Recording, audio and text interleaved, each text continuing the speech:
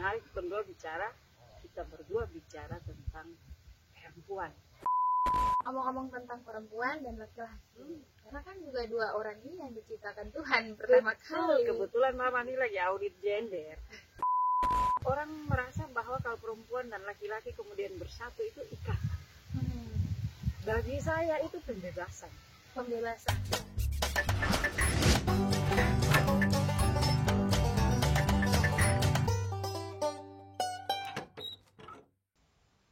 Halo, selamat sore Mama. Sore kawan. Apa kabar Ma? Baik. Lama tidak ketemu Hah? Lama tidak ketemu. Gara-gara corona. Iya. Jadi ini datang ke PCR belum? Sudah Mama. Oke. Sudah aman Swab? karena sudah. Oke. Sudah vaksin 2 kali saya. Masalahnya ini dengan perempuan tua toh. Iya.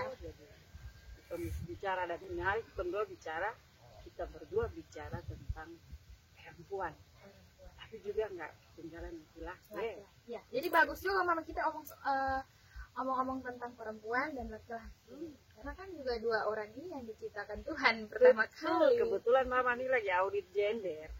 Jadi pusing juga lihat dia punya ini semua karena biasanya omong lurus-lurus toh. Nah, sekarang mesti memenuhi persyaratan itu dan baru sadar bahwa ini sebuah persoalan yang memang harus dibicarakan tiap hari. Mama tadi bilang Mama lagi audit gender. Tapi Mama kan seorang pendeta. Ini hubungannya bagaimana ini? Seorang pendeta, audit gender, ributnya itu bagaimana? Atau sedang asik saja? Iya, pendeta ini dia punya referensi itu Alkitab. Dan kadang-kadang Alkitab itu lebih banyak patriarkinya daripada perempuan. Begitu ya Mama? Sehingga kadang-kadang kalau kita tidak dengan mata yang baru berbicara itu, maka kita akan sangat menurunkan harga perempuan yang kadang-kadang namanya pun tidak disebutkan secara jelas. Jadi kami harus bicara dengan baik supaya betul-betul dasar-dasar iman, dasar-dasar yang kami berikan kepada umat itu betul-betul adil toh antara perempuan dan laki-laki. Dan kalau menurut Mama sendiri, perempuan dengan laki-laki sebenarnya kan bisa hidup bersama, bisa saling melengkapi. Atau kemana menurut Mama? Karena kan kalau perempuan dan laki-laki sudah bisa menikah dan bersama-sama, kan itu artinya mereka harusnya saling melengkapi. Begini ya, orang merasa bahwa kalau perempuan dan laki-laki kemudian bersatu itu ikatan. Bagi saya itu pembebasan.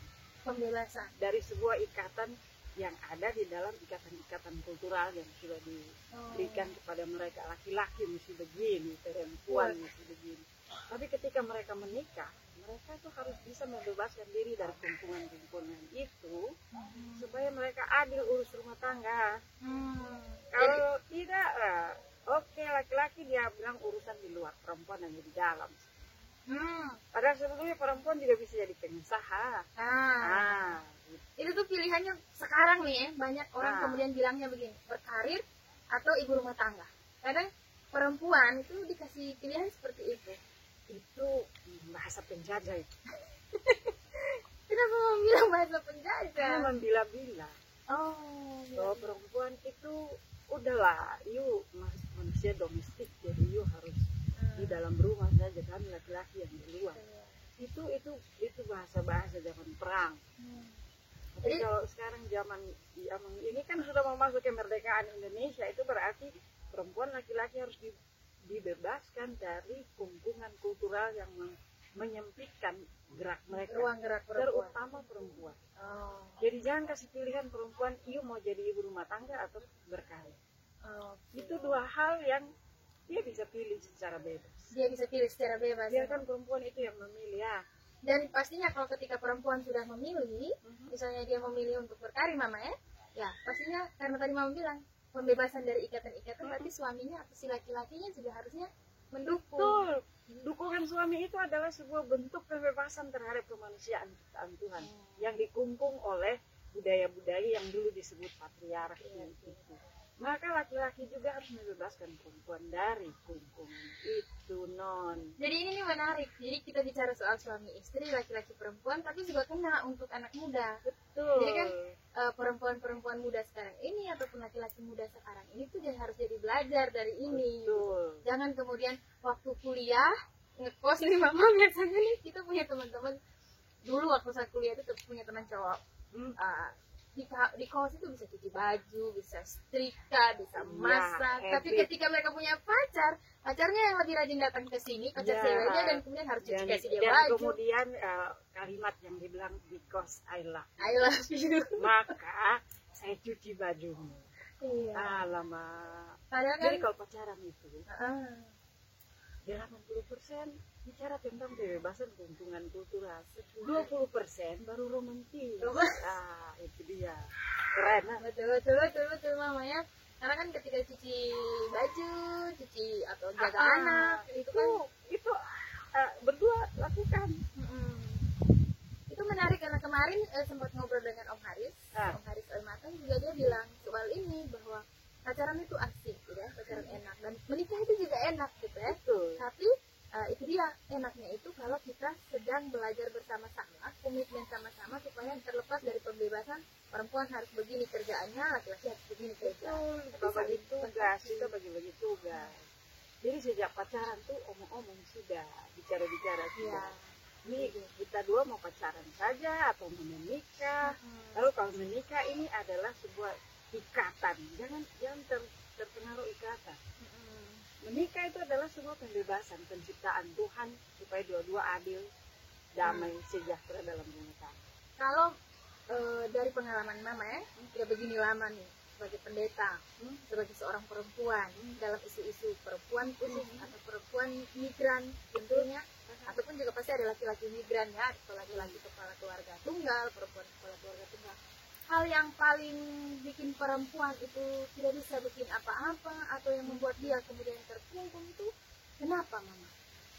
Jadi begini, ada soal yang memang harus diselesaikan di dalam agama, budaya, dan negara.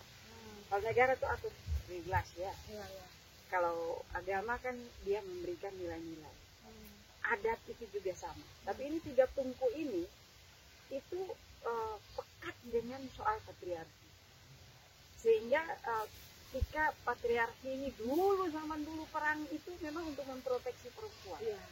Tetapi kemudian saking keenakannya itu menjadi habit, maka itu menjadi sebuah power of bahasa yang mau menguasai yang lain, sehingga akhirnya itu menjadi habit sehari-hari. Ini yang paling harus ditakuti. Kalau dia masih dalam ungkapan-ungkapan filosofis itu masih oke, tapi kemudian menjadi habit sehari-hari bahwa orang sudah terbiasa bahwa perempuan itu memang tidak bisa sendiri, mulai dari tubuh, pikirannya itu dikuasai orang lain. Dan yang menguasai itu adalah yang punya power, yang punya kuasa. Dan selalu orang yang punya kuasa itu laki-laki. Jadi memang dari zaman dulu karena bentukan misalnya kan harus perang, harus ini perebutan wilayah dan lain-lain, memang laki-laki yang harus selalu maju karena mereka katanya punya otot, bukan. Jadi giliran sudah masuk di masalah merdeka, itu otot sudah tidak terlalu dimanfaatkan. Yang dimanfaatkan otak, kapasitas. Dan sudah perempuan sebetulnya bisa jadi pelopor. Tapi karena itu dia pengalaman keluarnya dia sedikit, lagi-lagi laki-laki yang ditempatkan di depan. Betul, dan itulah kemudian menciptakan apa yang disebut relasi kuasa. Di mana semua satu mau kuasai yang lain. Kalau dia punya power, dia punya uang, dia mau kuasai. Dan kemudian itu menjadi habit. Yang paling bahaya itu habit sehari-hari. Dan dia mau berubah dari kebiasaan itu. Padahal sebenarnya bisa dirubah kan? Bisa. Saya kalau bicara di gereja resmi oke. Tapi pulang di rumah, lakukan sehari-hari sama saja.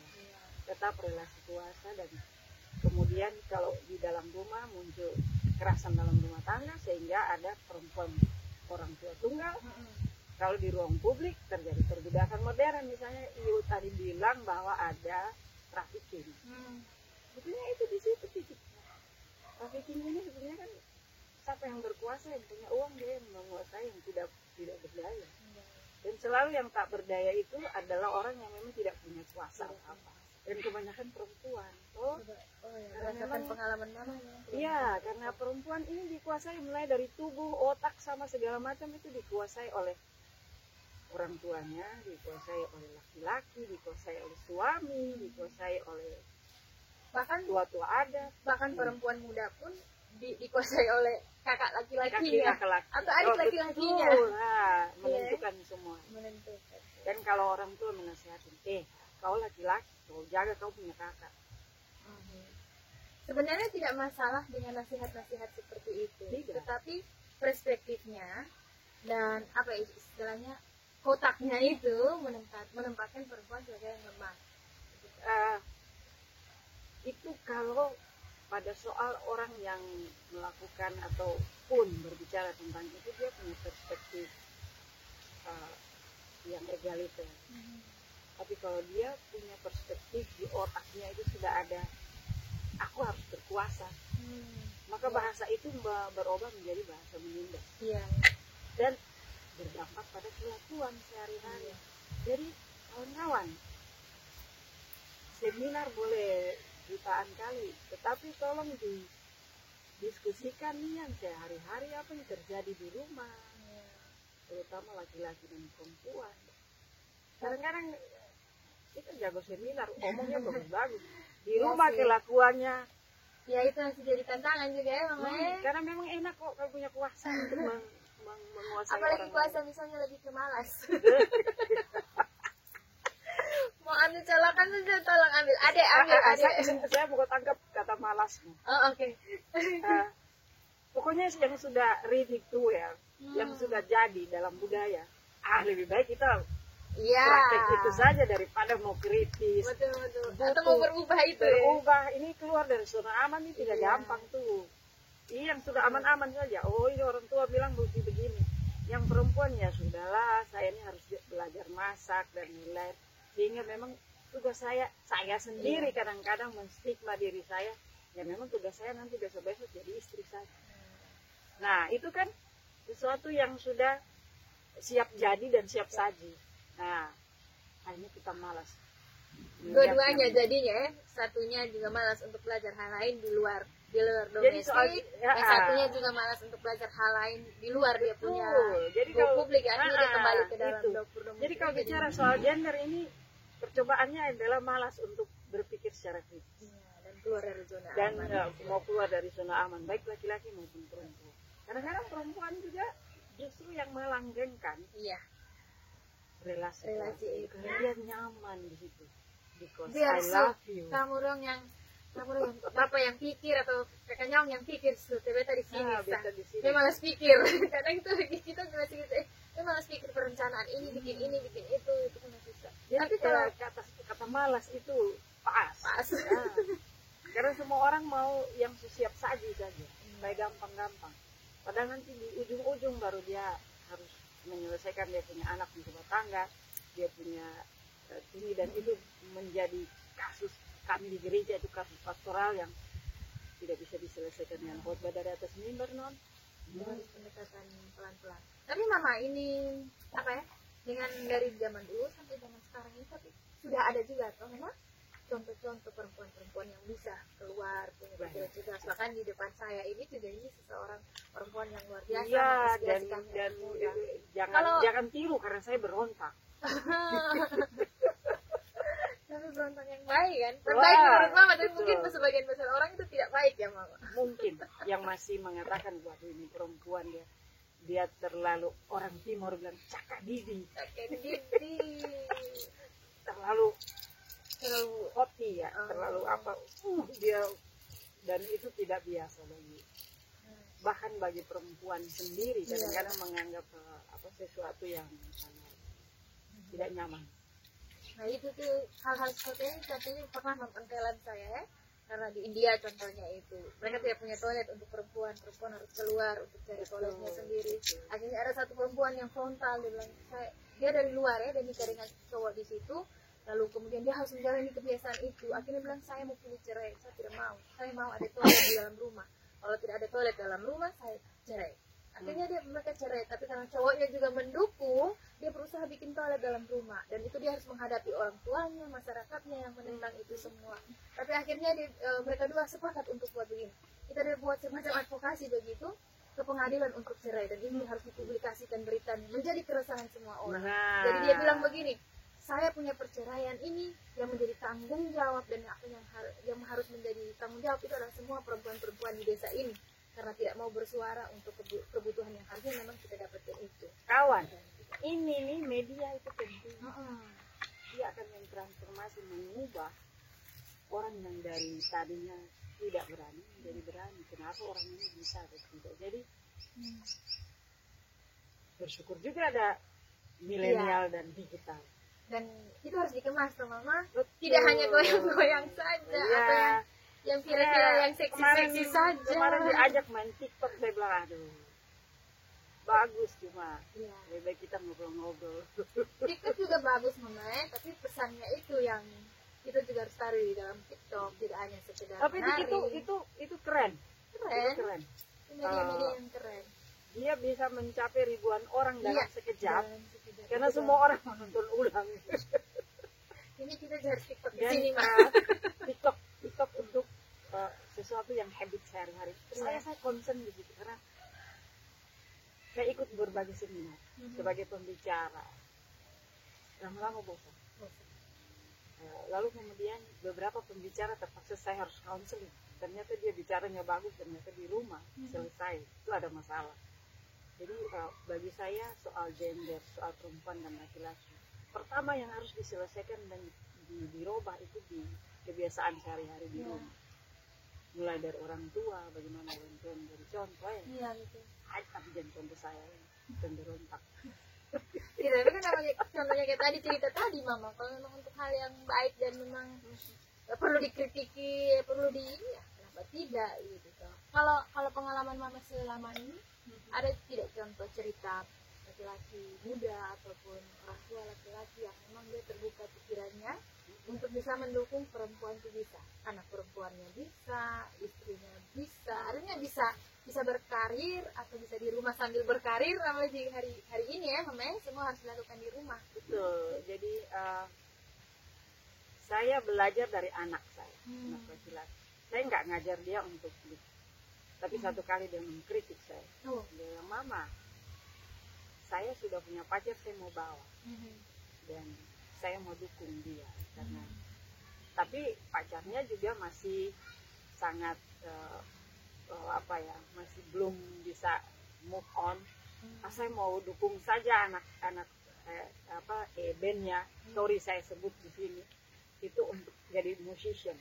Tapi Eben mendukung mereka dan mereka tuh sangat egaliter. Dan itu saya baru sadar ternyata saya masih sedikit power menganut relasi kuasa. Itu tidak nyaman gitu. Tapi akhirnya saya bilang, memang harus begini. Dan ketika mereka mau menikah, mereka dua pergi ke pendeta minta untuk kursus pernikahan 6 bulan. Kalau mereka tidak cocok, terutama dalam relasi gender, mereka bisa berpisah. Wow. Itu yang paling dekat dengan saya. Yang berikut kemudian ada beberapa anak-anak muda yang orang tua ini harus belajar dari mereka kan lapisan saman itu kan kami punya lapisan kuno tuh, jadi harus belajar dari anak-anak muda yang memang sudah belajar tentang bagaimana relasi yang egaliter. Berarti Mama sebenarnya semakin kesini semakin makan ke depan ya, kita harap laki-laki dan perempuan itu bisa beriringan, saling support di domestik kan, di berkarir keluar ya Mama. Kira-kira Mama punya pesan apa untuk perempuan bisa jadi perempuan hebat ya? Pertama dia harus belajar, harus banyak belajar. Kalau dia diam-diam maka otaknya akan dikuasai oleh hipotesis yang lama-lama. Jadi dia harus belajar, buka diri. Yang kedua dia harus bersahabat dengan teman-teman, baik laki-laki maupun perempuan, tapi sahabat yang terampil. Iya, nanti jangan sampai sahabat yang meningkatkan, justru yang melanggengkan kemalasan tadi, kemalasan untuk keluar dari zona aman. Iya. Yang terakhir ini, zaman ini membutuhkan perempuan-perempuan nekat. Betul. Kenapa, Mak? Poin penting kenapa Mak bilang harus ada perempuan nekat? Karena tamparan zaman itu kadang-kadang tidak dia akan baru terus. Ketika pada suatu saat dia aus, dia pengen kembali ke zaman lama. Tapi Mama, ini satu kalimat yang cukup ambigu, perempuan nekat. Nah, dengan perkembangan teknologi hari ini, bahkan juga banyak, saya tidak mau menyalahkan perempuannya ya. Ya, ada juga perempuan yang mereka nekat dalam hal lain, Mak. Perempuan yang kemudian sangat-sangat berperspektif, dia tidak akan melakukannya. Tapi dia nekat berjuang untuk hak-hak dan keadilan dirinya dan teman-temannya. Nekatnya di situ. Bahkan sebenarnya banyak sekali kisah di mana perempuan kepala keluarga tunggal, misalnya, atau perempuan yang ditinggalkan oleh laki-laki karena misalnya kekerasan, karena misalnya orang ketiga, atau karena ada pihak lain-lain, hal-hal urusan ekonomi dan lain, mereka kemudian bisa bangkit lagi, berdaya, itu dan yang kuat dan tidak melakukan hal-hal yang saya berpikir itu yang penting. Jadi ini banyak perempuan yang memang mengalami penindasan di dalam rumah tangga maupun di sektor publik. Jangan main-main di kantor di mana-mana mereka juga ditindas ya, termasuk malah di gereja juga ya, di lingkungan agama itu penindasan terhadap perempuan itu luar biasa meskipun wajahnya malaikat. Ya, pernah beberapa kasus juga ada ya, Mak. Jadi bagi saya yang sangat penting adalah bagaimana mereka ini berani kritis baik terhadap dirinya maupun terhadap lingkungan yang sedang mereka alami. Dan itu anak muda paling cepat mengakses. Jangan suruh kami yang sudah tua, yang sudah dimakan zaman lalu, yang memang keluar dari zona aman tuh masih bertanya-tanya, ini benar nggak ya aku buat ini. Karena itu saya bilang, saya yang sudah tua ini, you tahu saya bisa jadi begini karena saya belajar dari anak muda. Keren. Nah, itu dia. Jadi makanya teman-teman muda jangan putus asa, terus apa yang namanya neo itu atau pasrah begitu. Malas, bukan putus asa, itu malas untuk mengakses sesuatu yang baru, yang bertanggung jawab, yang bijak, yang adil dan setara. Ya. Jadi teman-teman muda laki-laki, teman muda perempuan. Terutama yang laki-laki juga sebenarnya mereka lebih banyak persoalan karena mereka dipaksa untuk menjadi orang yang berkuasa. Dan itu akhirnya dia frustrasi dan dia menjadi orang yang melampiaskan frustrasinya kepada ceweknya, kepada pacarnya, kepada istrinya. Karena itu titiknya di situ. Dia dipaksa untuk berkuasa oleh politik, oleh kultur, dan oleh agama. Oleh di sekitar kita. Jadi tetap nikmati sebagai orang muda yang tadi mama sudah bilang tadi ya, jangan dibawa beban, jangan dibawa stres, kemudian kita harus melampiaskan stres kita. Makanya sudah bukan mama juga ya, yang sudah kita senior ya, sudah dewasa maksud saya, yang sudah berkeluarga kan. Ngobrol kita sore ini Mama sangat membantu untuk kita anak-anak muda. Ya, moga-moga tidak provokatif ya, soalnya ini dengan perempuan yang suka memprovokasi anak muda. Satu catatan, anak muda itu cerdas, tidak bodoh. Betul. Anak muda itu cerdas, tidak bodoh. Jadi komen kalau memang ada catatan-catatan yang harus kita bahas lanjut bersama kecerdasanmu sebaik mungkin untuk merubah zaman ini lebih adil. Keren. Oke, terima kasih Mama Emi, Mama Pendeta Emi Sahertian yang luar biasa, yang keren dan selalu dukung kita anak-anak muda ya. Kalau yang mau minta kita bahas apa lagi dengan Mama Emi, tolong di komen biar kita bahas lebih dalam lagi soal apa. Terima kasih, dadah.